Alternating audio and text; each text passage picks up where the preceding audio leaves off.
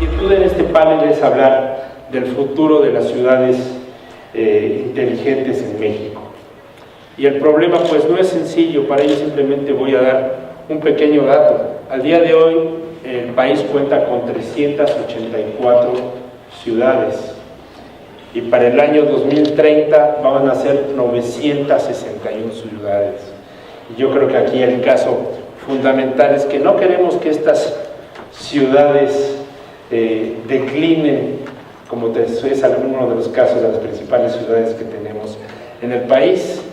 Para el año 2050 el 90% de la población va a vivir en estas grandes ciudades, y este es un dato que da la Habitat de la ONU. Es un dato real, es un dato duro, lo que convierte en un caso muy complejo, profundamente complejo el manejo de las ciudades, y es pues nuestro subplaneta, ya la ciudad donde vamos a vivir, el 90% de la población va a quedar ahí. ¿Qué otra? Bueno, para empezar, soy arquitecta urbanista y actualmente estoy a cargo de ese proyecto que se llama City of Fear o Ciudad del Miedo, y me gustaría presentarles primero qué es esto del concepto de la Ciudad del Miedo, y en la segunda intervención hablar sobre la transición a la ciudad inteligente. Entonces, la idea de la Ciudad del Miedo, estamos hablando de una ciudad asediada por un enemigo interno y urbano. Llámese guerra civil, llámese guerra contra el narco, delincuencia elevada.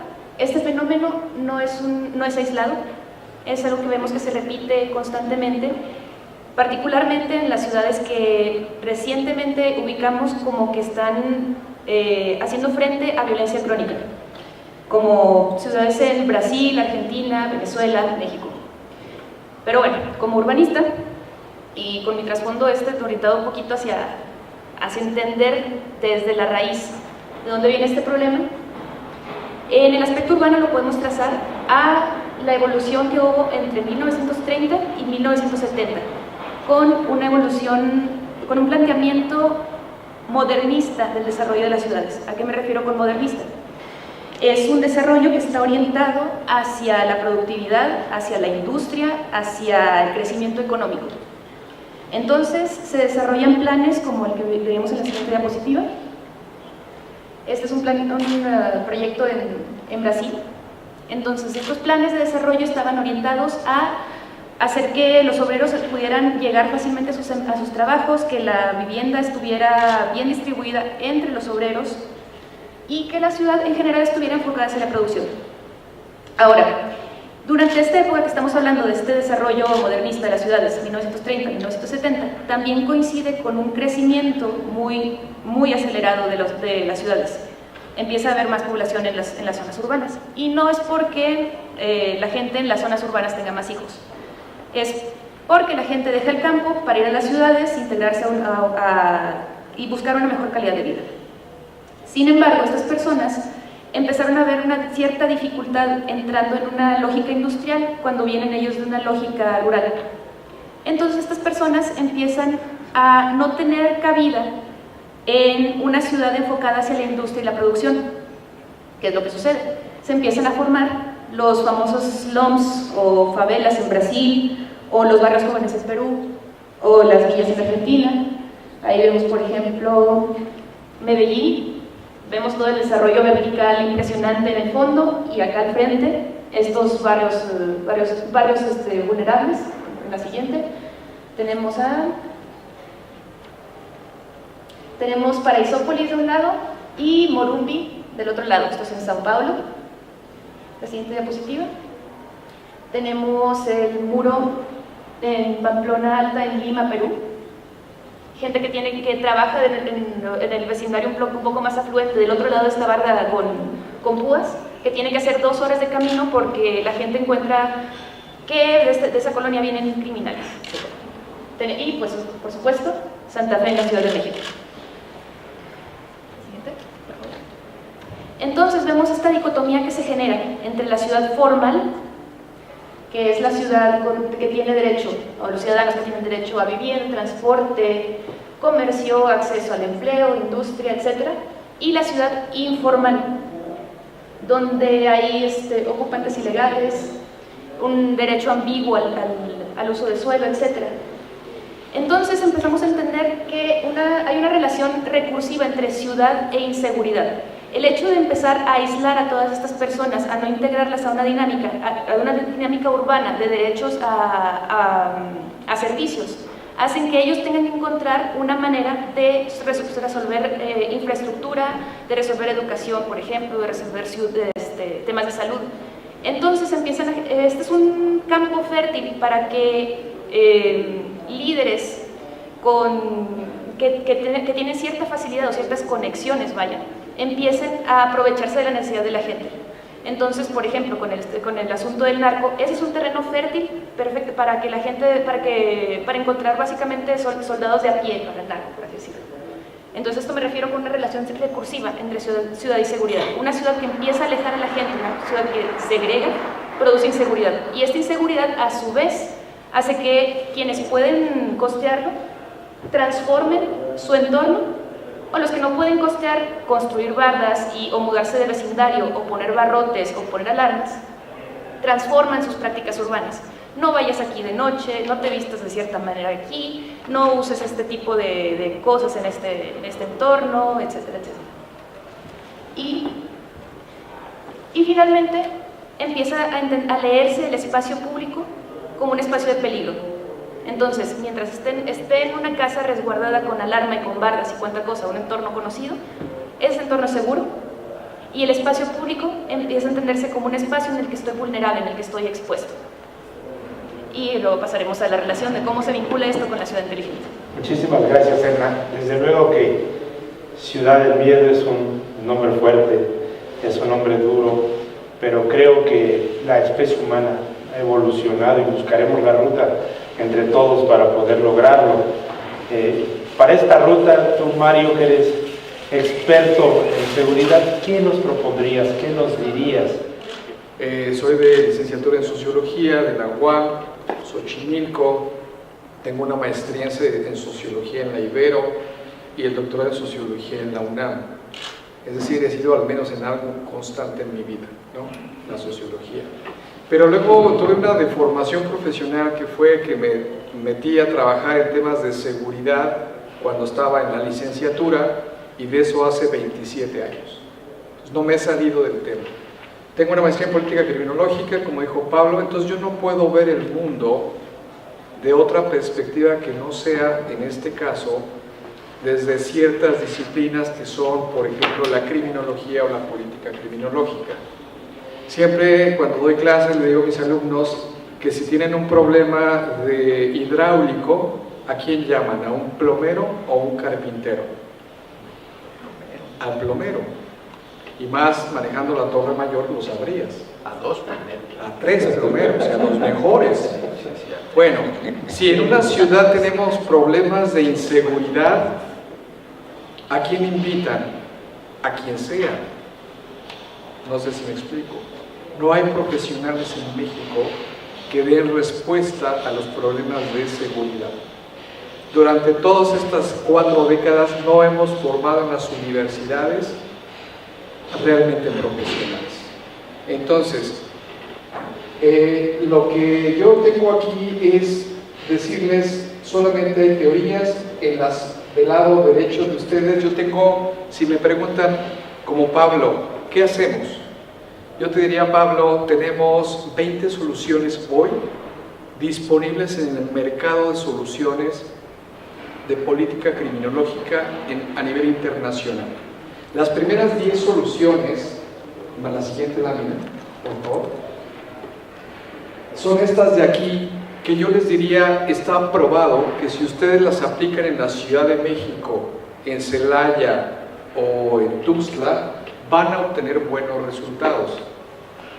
Son 10 teorías que llevan práctica, que se han hecho políticas públicas. Señalé algunas como la prevención situacional del delito, que está en nuestra ley. Señalé la prevención del delito basada en la comunidad, que está en nuestra ley. Señalé, por ejemplo, Nueva York usó la teoría de las ventanas rotas. Estas está demostrado, traen teoría, traen maestrías, traen indicadores y son probadas. Las otras 10 en algunos lugares funcionan y en otros no. Por ejemplo, lo que decía Edna, la 1, el espacio defendible de Oscar Newman, se aplicó y se hizo proyecto arquitectónico. Prevención del delito a través del diseño ambiental, CEPTED, Crime Prevention Through Environmental Design. Aquí veo a Jorge Septién.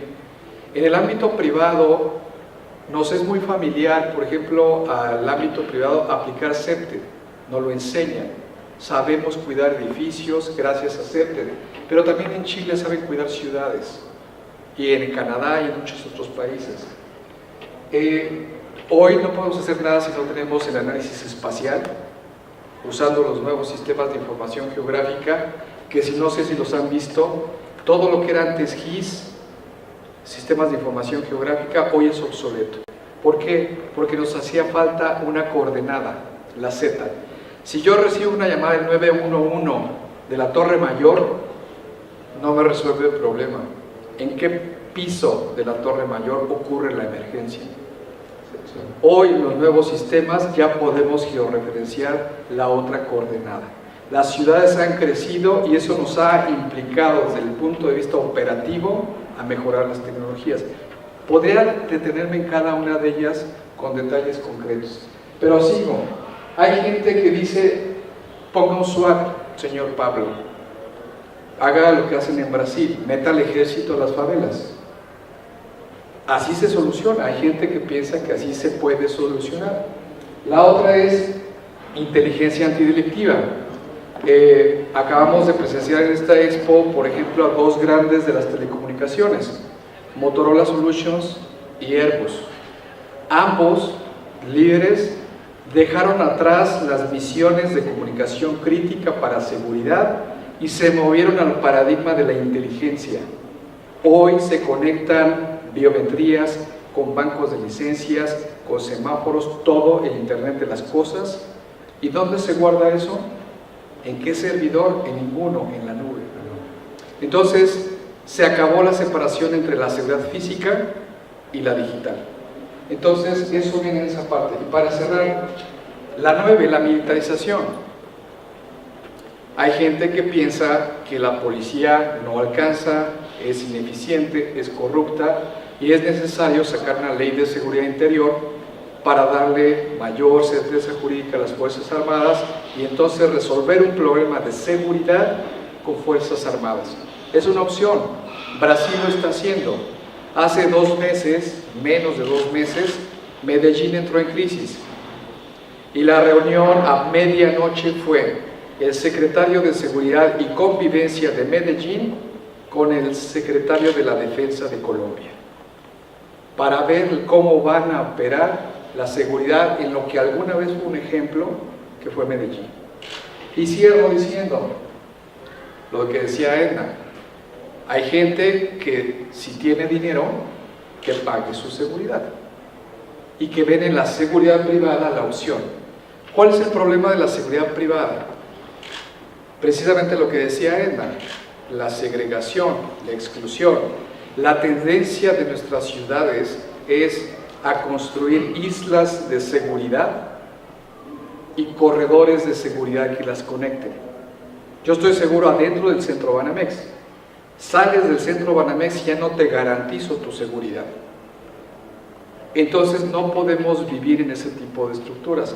Y cierro el comentario diciendo, en el fondo, en un sentido binario, no nos hemos dado cuenta de la evolución de la inteligencia artificial y su utilidad para las ciudades y la gobernanza.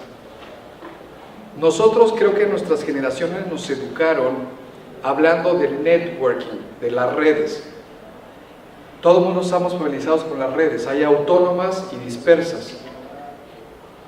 El concepto de networking es un nodo conectado con una línea con otro nodo. Así hemos construido, solucionado la seguridad en las ciudades. ¿Cuál es el problema? Que entre nodo y nodo, en medio hay un hueco. Ese hueco es de exclusión. Y el concepto que debemos usar en seguridad urbana ya cambió. En lugar de una red, necesitamos una malla. De hecho, dentro del concepto de ciudad inteligente no podemos entender nosotros el avance de la ciencia, la tecnología y la inteligencia artificial per se, si no hay una decisión gubernamental, una convicción gubernamental y política para que sucedan las cosas. Hoy por hoy, desde luego que el razonamiento tradicional nos indica que debemos ir de lo general a lo particular, pero así como definimos a la familia como el núcleo de la sociedad, es en estas pequeñas células, comparadas con la magnitud de las grandes ciudades, donde quizá pudiera ser un modelo de seguridad que pudiera irse expandiendo para no agarrar el todo. Aquí me gustaría, Felipe, si nos pudieras ayudar un poco. Tú tienes experiencia en grandes infraestructuras, muy probablemente las más importantes de México, y tienes un vínculo muy importante con todo el corredor Reforma, con toda la Asociación de Facility Managers del corredor, si no me equivoco. ¿Cómo entiendes tú este proceso físico y humano dentro de la actividad de tus infraestructuras, y cómo propondrías también llevarlo más allá? Y una de las frases que recuerdo del finado señor Reichmann es que decía, bueno, ya hicimos el edificio y ya empezamos al revés, debimos haber hecho la ciudad y luego hacer el edificio, pero ya está así. Y ese es todo un reto. Bien entendida la pregunta, ya estaba así. Así lo encontramos y así se hizo el edificio, tanto Torre Mayor como Torre Diana. En esta grafiquita y tomé, vamos a decir, las ideas que están ustedes diciendo aquí mis compañeros. En una ciudad hay tres grupos muy importantes que conviven todos los días. Indudablemente las empresas comúnmente formado por gente, la sociedad civil, la gente que estamos en esto, el gobierno que también está formado por gente, y estos tres elementos siempre tienen una interacción diaria en todo lo que hacen, en todo, en su trabajo, en su convivencia, en viajar, en asistir a un foro como este, en ir a la educación, etcétera, etcétera. Entonces en la parte de arriba ven esto que es la línea del tiempo, y yo creo que aquí nos va a poder ayudar el panel.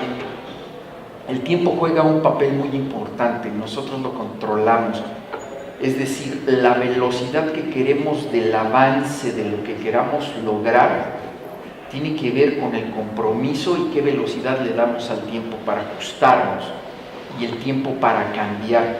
Una sociedad que no se compromete a buscar el cambio, pues lo va a esperar perennemente. Entonces creo que este es un ejemplo de que estamos haciendo algo aquí, ¿no? No estamos esperando a que alguien lo piense, estamos planteándolo, entonces podemos acelerar esa línea de tiempo. Por otro lado, cuando estos tres entes están funcionando, hay una evolución diaria en el tiempo, por supuesto, de sus requerimientos y modelos. No es lo mismo las empresas de hace 50 años a las que tenemos ahora. La sociedad ha cambiado por todos los sentidos, la comunicación, sobre todo los grupos que se van haciendo sociales a través de la tecnología, también hay cierto impacto en esto. Parece ser que la tecnología, la nube, la red, las Facebook y demás, es un lugar donde todos podemos estar reunidos sin saber quiénes somos, ¿no? Entonces hay ahí como un subconsciente que está ahí trabajando. Un metaverso. Exactamente. Entonces, después de que evolucionen estos requerimientos y modelos, hay que evolucionar la sociedad en su conjunto. Si la sociedad en su conjunto no mejora, y creo que tú lo estás diciendo con otras palabras, pues entonces empiezas a aislarla, que es lo que tú estabas diciendo. Se van quedando, hay los rezagados. Y desafortunadamente, hay rezagados porque los olvidamos y hay rezagados porque así se quieren quedar. O sea, hay de esos tipos. Por más que los jales, pues no quieren avanzar. La mejora de las ciudades la hemos visto a través del tiempo, y déjame decirte ejemplos de desarrollos, y tú lo recuerdas. El World Financial Center en Nueva York, ahí donde estaba toda la zona de venta de pescados, era de basura y era una porquería Nueva York. Sí. En esa zona era una porquería. Pues se compró a ese precio esa zona ahí junto a la zona financiera, y se transformó y se volvió el World Financial Center. Entonces todo el mundo decía, esta compañía está loca, pero cambiamos ese lugar, se volvió un centro total, y ahí después se construyeron las Torres Gemelas y ahora se levanta el One Freedom Tower. era un lugar, no bueno, lo que sigue de mugrero, era todo el desperdicio de la Segunda Guerra Mundial, fue a dar ahí y era toda la basura de la ciudad de Londres estaba ahí. Entonces se transformó el lugar, se conectó, evolucionó, vamos a decir, la sociedad en su conjunto, buscando resultados. ¿Y cuáles eran esos resultados? Los resultados siempre han sido tres: eficiencia, productividad y seguridad, que es lo que todos tenemos derecho a tener, pero lo tenemos que trabajar, y ahí viene la bronca, ¿no? Hay que transformarnos. Y los ejes en los cuales nos hemos movido son estos. La inteligencia humana definitivamente es la partida de todo esto. Esa inteligencia que nos permite seleccionar el bien mayor. El autocuidado, es decir, vamos cuidando lo que estamos haciendo, vamos cuidando lo que estamos desarrollando. Tecnología, innovación, infraestructura, cultura, educación, información, experiencias previas. Y en experiencias previas se habla de todo el conocimiento que tienen todos en este tema. El confort que también queremos lograrlo. El confort no significa lujo, eso hay que tener mucho cuidado. Y el equilibrio social. Entonces estas cosas que empujan a mejorar las ciudades, todo el tiempo se están revisando. Retroalimentar el proceso y volver a mejorar. Retroalimentar el proceso y volver a mejorar.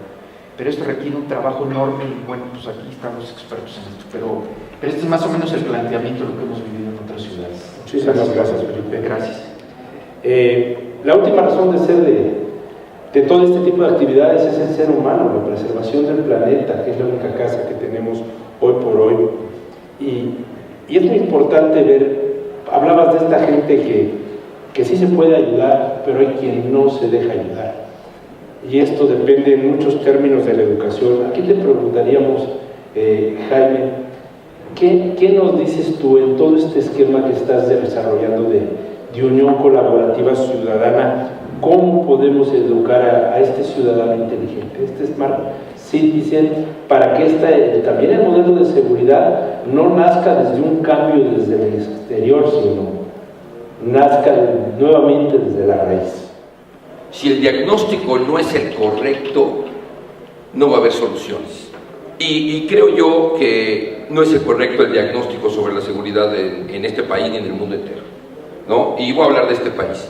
El diagnóstico parte de resolver problemas de seguridad, y me recuerda cuando era niño, teníamos un patio en la casa y salían unas ratas de las coladeras, y entonces el diagnóstico era que no entra a la casa, pues hay que cerrar la puerta de la cocina para que no se metan los animales. Pues no, ese no era el diagnóstico correcto. Las ratas salían porque mi papá guardaba las tortillas duras para llevarlas el fin de semana a un pueblo de unos amigos que tenía. Entonces el diagnóstico era que quitar las tortillas duras de ahí, ponerlas en otro lugar para que las ratas no salgan a comérselas. Pues no, tampoco era. O sea, el problema es de que las ratas salían de algún lado. Y lo que había que hacer era cerrar el lugar para que las ratas no entraran y se fueran a buscar a otro lado. El problema en nuestro país, el problema de seguridad, es un problema de voluntad política. O sea, lo platicaba hace rato con alguien de la Policía Federal y de la Procuraduría, y les decía, el problema es que en las negociaciones que se hacen normalmente, todos los candidatos a la presidencia, a lo que sea, a la hora que hago una negociación a cambio de que tú me apoyes económicamente o con tus grupos, entonces yo te voy a otorgar alcaldías, gobiernos, etcétera, etcétera. Y cuando estas personas escogen a sus candidatos, nadie piensa en el mejor, ni en el más honesto, ni en el más honrado, ni en el más capaz, sino piensan en sus socios, en los que tienen relaciones, en los que hacen negocio. Entonces no tenemos la voluntad. Estaba en la Comisión Nacional de Seguridad, y en esta Comisión Nacional de Seguridad estaba en la coordinación de asesores, y me toca hacer toda la investigación de Frontera Sur. Y pues descubro de que el 87% del armamento, de las balas, de la droga, de la trata, entra por Frontera Sur, el aeropuerto de Cancún, que es la coladera más grande del mundo, el número 1 del mundo. No tenemos ningún control de seguridad porque Policía Federal, se cambia toda la Policía Federal y en 15 días otra vez es el mismo problema, ¿no? Y mientras que nos encontramos cuando hicimos el estudio de los mejores aeropuertos del mundo, que Heathrow, por ejemplo, tenía 7 niveles de controles. Desarrollamos todo un modelo de una frontera tecnológica, y después de que desarrollamos coordinaba yo al Ejército, a la Marina, Policía Federal, Comisión Nacional de Seguridad. ¿Y qué fue lo que nos encontramos? Se presentó el proyecto y por supuesto que allá arriba, de arriba, pues nos dijeron, no, hay que parar. Voluntad, eso es lo primero, ¿sí? No existe una voluntad política. Y eso es lo que tenemos que resolver realmente. Si no es lo que estamos haciendo acá arriba, qué bueno que existe todo esto que está acá arriba, qué bueno por la situación que vivimos. Y la segunda son los seres humanos, la actitud de nosotros, nuestra posición como personas, qué queremos en el futuro. Por eso se llama unión colaborativa la vicepresidencia en la que estoy. Porque lo que tenemos que entender nosotros como seres humanos es que tenemos que trabajar unidos, tenemos que colaborar y tenemos que tener responsabilidad y conciencia para hacer las cosas. Pero esto, ¿cómo se logra?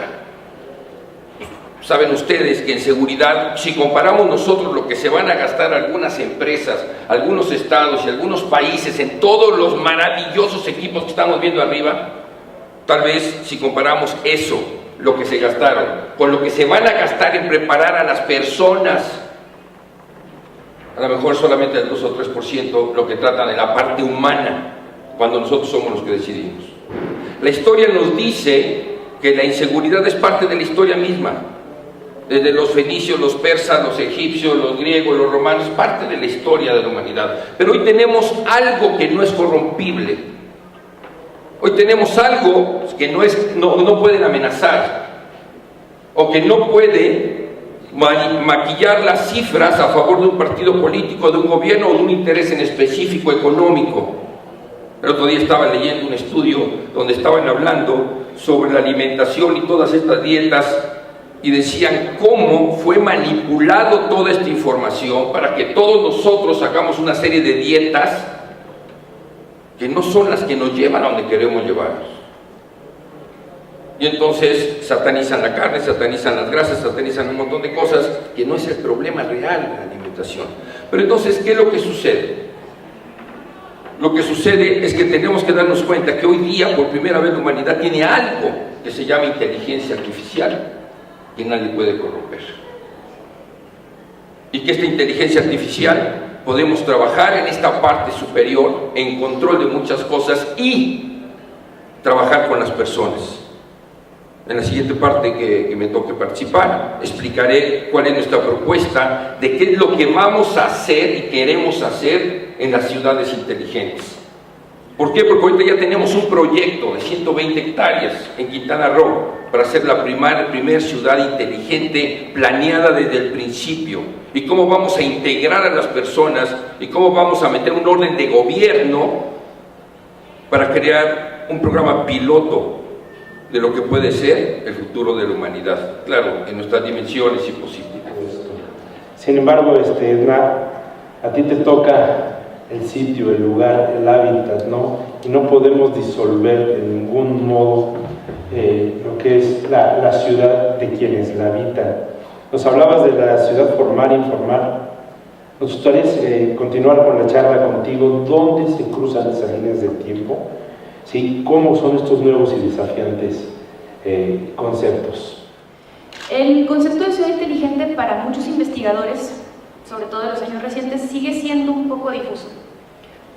Y luego, para quienes no son investigadores, le hace, para un político una ciudad inteligente significa una cosa, para un activista ecologista quiere decir otra cosa muy diferente, para un diseñador quiere decir otra cosa muy diferente.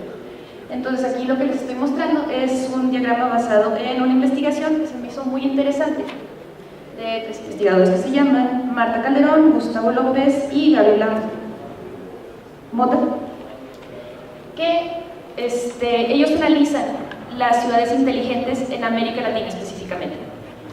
Entonces están resumiendo los diferentes ámbitos en los que actúa la ciudad inteligente, todo basado en tecnologías de la información y de la comunicación. Entonces, ¿cómo se relaciona gobierno con esto? Pues cuando estamos hablando de acceso y transparencia, todo a través de el internet, todo que permite manejar una cantidad impresionante de datos, movilidad urbana, todo lo que se refiere a transporte, a que sea fácil desplazarse en la ciudad y de preferencia sea fácil desplazarse en la ciudad utilizando los 2 pies con los que todos nacimos, en el mejor de los casos. La economía, promover los comercios electrónicos, los servicios, tanto como servicios de agua, luz, gas, etcétera, hasta cultura y educación, que todo esté conectado, que todo se pueda casi controlar a través de aplicaciones y fibra óptica. Tenemos también el medio ambiente, obviamente, que el impulso de energías renovables y edificios verdes que no consuman mucha energía, reducir la huella ecológica de todas las casas, de las ciudades en general. Y pues todo esto, como ya mencioné al inicio, basado en tecnologías, basado en los últimos desarrollos que tenemos a la mano. Y luego, bueno, aquí les presento algo que se me hizo muy curioso. Al buscar en Google ciudades inteligentes, ¿y qué es lo que nos muestra? Nos muestra, bueno, para empezar, estos diagramas muy simpáticos, pero sobre todo nos muestra estas ciudades vistas desde arriba, pristinas, limpias, la ciudad vista como nosotros nos imaginamos, como casi siempre la foto que vemos de Nueva York o de Londres o de las grandes ciudades, que son edificios impresionantes de última tecnología y es lo que muchas veces dicen, eso quisiera la ciudad, eso quiere decir, ese edificio que veo, esas imágenes de la ciudad resplandeciente, es lo que quisiera para mi ciudad, que se vea que hay nivel, en pocas palabras. Sin embargo, pues, ¿podemos pasar a la siguiente, por favor? ¿Qué es lo que sucede a nivel de calle? Porque la belleza de las ciudades no está en lo impresionante de su skyline, está en lo que sucede a nivel de calle en realidad. Entonces, aquí volvemos otra vez al discurso de la segregación. ¿Por qué? Porque veíamos que históricamente la inseguridad es producto de la segregación, es producto de esta desigualdad en las ciudades latinoamericanas. Y por muy innovador que sea el discurso de la ciudad inteligente, utilizando tecnología de punta y todos estos enormes recursos que tenemos al alcance de un smartphone, seguimos teniendo un discurso que le da valor de ciudadano inteligente, digital, de la nueva era, nada más a quien tiene acceso a ese recurso digital. Entonces, en América Latina sobre todo, los retos de las ciudades inteligentes es tratar de salvar esas brechas sociales y tecnológicas. Brechas sociales, estamos hablando de que, pues, con este discurso de la ciudad inteligente, estamos dejando, ahorita no nada más estamos dejando fuera a una parte de la ciudadanía, la estamos invisibilizando. Le hace, si no tienes un smartphone, si no estás conectado a Facebook, si no estás conectado a Twitter, tú no existes como ciudadano. ¿Qué es lo que va a suceder? Lo mismo que sucede con los planteamientos modernistas de la ciudad de los años 30, 40, 60, que la ciudad era hecha para la producción, para la eficiencia industrial y la producción económica, y si tú no estabas en esa lógica, como ciudadano te mandaban un poquito, pues digamos, a la periferia.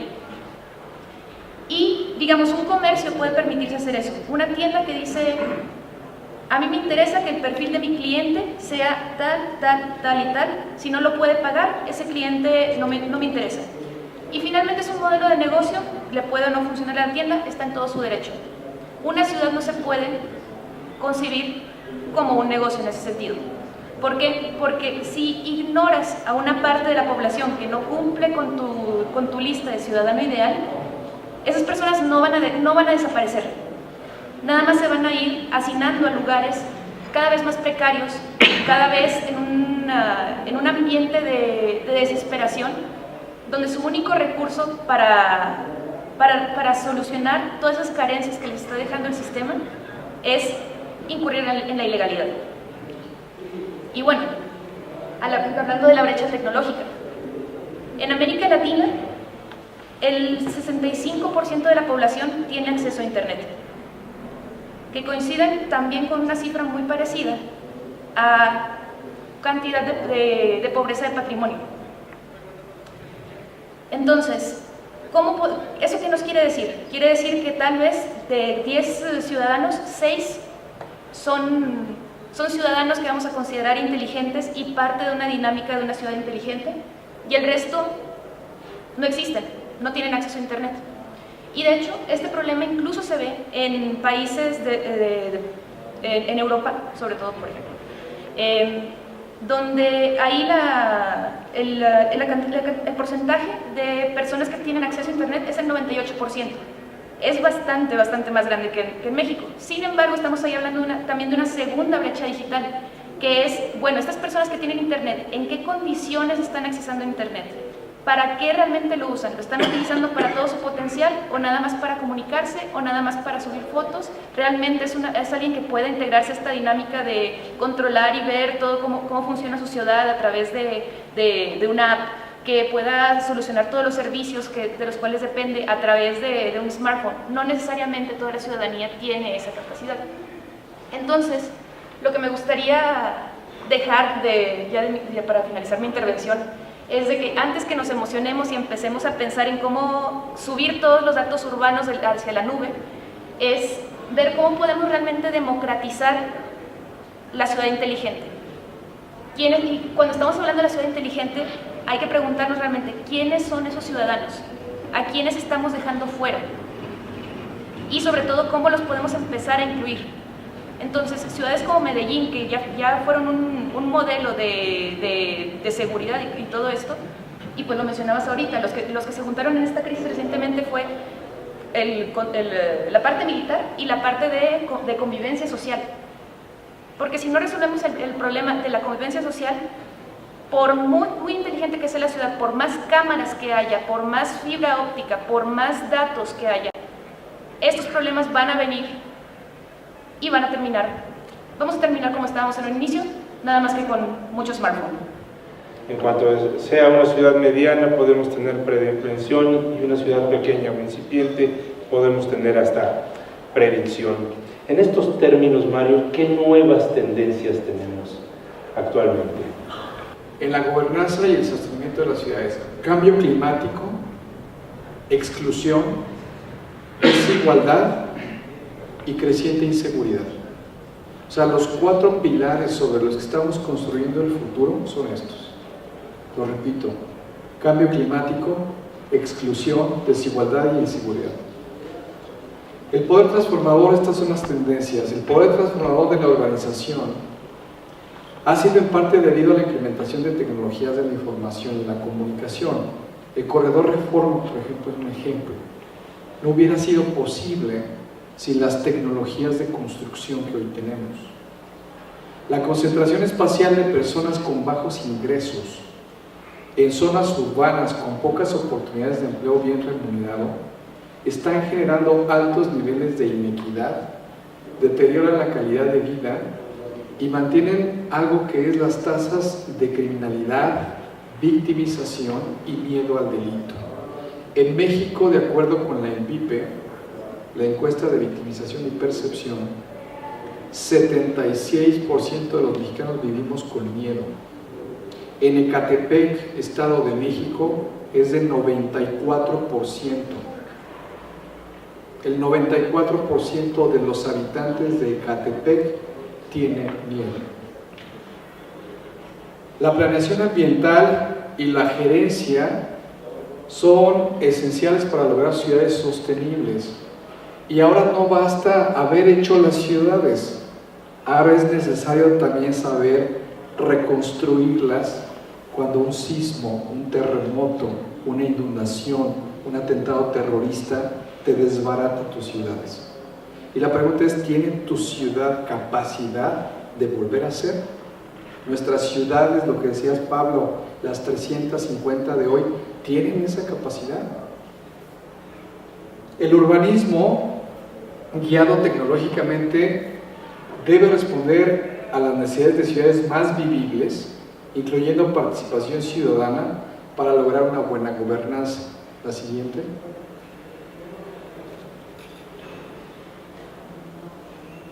Yo veo rapidísimo, lo mencionaba yo en mi discurso de inauguración en Expo Seguridad, ¿qué tenemos que hacer o cuáles veo yo que son los puntos?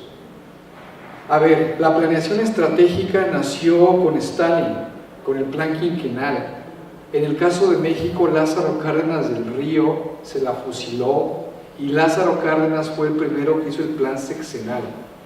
El plan sexenal quinquenal en la Unión Soviética, les digo a mis alumnos, no es un deportivo, no, el plan sexenal fue un ejercicio de futuro que visualizó México del 34, de 1934 al 40.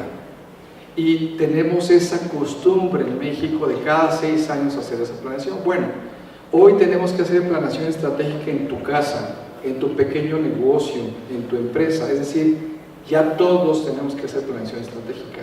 ¿Por qué? Porque las amenazas globales impactan localmente. Lo que Trump haga va a impactar en Tuxtla, en La Piedad, Michoacán y en muchas otras ciudades, no solamente fronterizas. Sistemas de información oportuna. El año pasado tuvimos saqueos. Según la ANTAD, casi 600 tiendas de la ANTAD registradas tuvieron saqueos. Estamos aquí varios en un chat, Jorge, varios chats de seguridad. Si tú recuerdas cómo eran en enero, a mí me daba una especie de impotencia ver a los responsables de seguridad de empresas transnacionales compartiendo información falsa por un WhatsApp.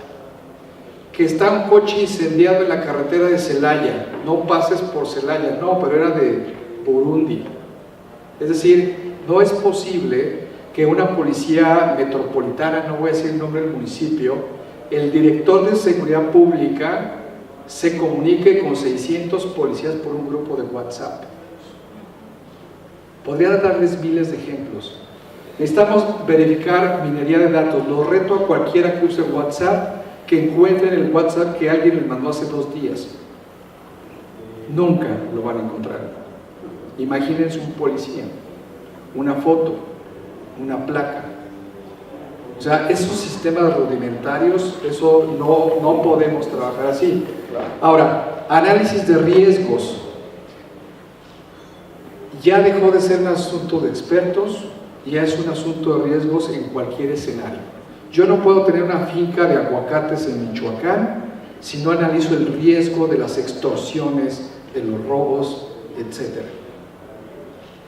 Quien quiera poner un negocio en ciertos estados de la República, forzosamente hace un análisis de riesgos. Fortalecimiento de capacidades. No tenemos ni la gente, ni las técnicas, ni los dineros para hacer cosas. Visión integral. Se acabó la división donde estaba el jefe de seguridad física, el de accesos. Hoy necesitamos una visión integral donde el Chief Security Officer, o como le quieran llamar, tiene que cuidar en una empresa que no le secuestren o maten a su principal, la puerta, la información, la reputación. Es decir, tiene que saber de todas las seguridades. Y obviamente tenemos que cuidar lo de siempre, las personas, los bienes, la información, la logística, la infraestructura. ¿Qué vamos a hacer? No podemos solos nadie, lo que dice Jaime. Y de ahí la importancia de tu área dentro del instituto, la colaboración. Yo estoy usando de unos años para acá esta palabra de cooperación, pero no es la cooperación que siempre hemos visto, sino que deliberadamente le pongo un guión. Es una cooperación. Pongo ejemplos siempre y rápidos. San Pedro Garza García, Nuevo León, tenía 1200 cámaras el C2. Con un aditamento tecnológico, conecto las de las empresas, farmacias, centros comerciales, y entonces yo, comercio, pago la conexión de datos, el Estado, el gobierno me da el dispositivo y yo comparto imágenes de mis cámaras al C2. Y un sistema precario de 1200 se transforma en un sistema de cooperación, en un sistema de casi 4000 cámaras. Cooperaciones se refiere en muchos aspectos. Finalmente, la revolución de procesos y tecnologías. En esta expo ustedes lo van a ver, lo hemos visto. La expo de este año, del 2018, no es, y créanme, lo llevo 10 años en esta expo seguridad. Esta expo de este año no es la que vimos el año pasado. Esta es la primera expo que a mí me toca ver. Y acabo de estar en la de Las Vegas hace 3 semanas, que es la más grande a nivel internacional. van a ver en un pabellón de drones, un pabellón de ciberseguridad, y todas las soluciones tienen hoy que ver con el Internet de las Cosas, con el análisis de grandes cantidades de información, con el nuevo estándar que es la Long Term Evolution, que ya es un estándar en seguridad en este país, y las aeronaves no tripuladas de diversa naturaleza. Es decir, si toda esa tecnología no tiene un objetivo y pone al ser humano en el centro, el gran riesgo que se corre es, y la gran pregunta es, ¿quién maneja los algoritmos de este escenario de futuro? ¿Quién maneja las biometrías del rostro que les acabo de reconocer cuando entraron a este centro? ¿Sí me explico? Entonces viene un cambio tecnológico muy importante, que es, para que la tecnología no seamos rehén de ella, tenemos que regresar el poder de la información a los usuarios. De lo contrario, estaremos en un gran riesgo de que esta tecnología esté por encima de los valores y de los intereses humanos. Y finalmente, esto que estamos haciendo en este salón, de ahí la gran importancia del instituto, es una cultura de la seguridad.